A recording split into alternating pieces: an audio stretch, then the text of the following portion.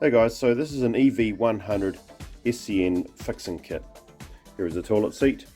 I'm just going to show you today just a few tips and tricks on how to install the toilet seat onto the toilet. Now I've actually got a pan here, however I'm just going to run you through a few tips and tricks.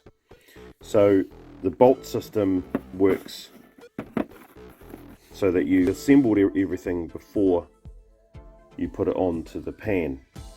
So I'm just going to go ahead and do that. So I'm going to get the first hinge here. Now this little clear washer needs to be inserted. The little tags here need to be inserted into these holes.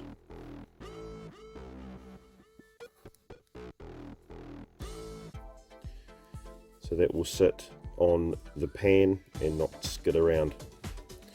So then we've got the bolt that can go through there like that. Then we've got the oval washer. Now usually what happens is this washer has got some little tags on one side of it, and that needs to point towards the bottom where the nut is, because the nut grips on those tags, stops it from moving around. So we'll put it on this way, and then we put the nut on. And I usually put the sharp side of the nut to the top, so when it's upside down, it's to the top. So you just wind it on a small amount. Now the idea here is that this is what they call a blind hole fixing kit. So if you've got the hole of the pan, I'm just going to use this barrel of a tap as a hole of the pan for an example, for a demonstration.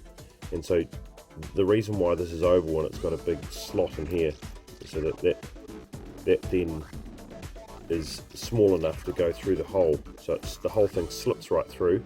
When it comes out the other side, this then falls down, and this is an important part. You have to make sure that this washer falls down, because sometimes when I've seen installations with these, is that it gets caught up in the hole, and so and you can still tighten it.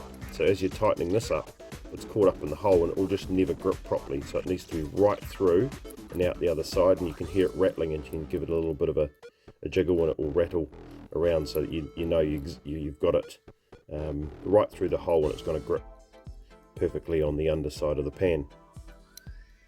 So the easiest way to make sure that is gripping on the underside of the pan is make sure, if that was the underside of the pan, you hold that up. So you hold this base and pin system up, and then as you're holding it up, you screw it with a screwdriver on the head of the bolt while still holding it up, so it keeps this nice and firm underneath the pan. And once you've done that, that'll just go through and then be nice and snug on the pan. So you don't do it up first off. It's got to be just a bit loose, so that when you click the seat onto the pins, you can then move it round to where you need it to go, then unclick the seat, do it up completely, and then you should be done. The seat can go back on after that. I hope these tips and tricks help. If you need any more info, just flick us an email, arne@plumline.co.nz, that's ARNE@plumline.co.nz, or alternatively you can just email sales@plumline.co.nz and they'll forward it to me.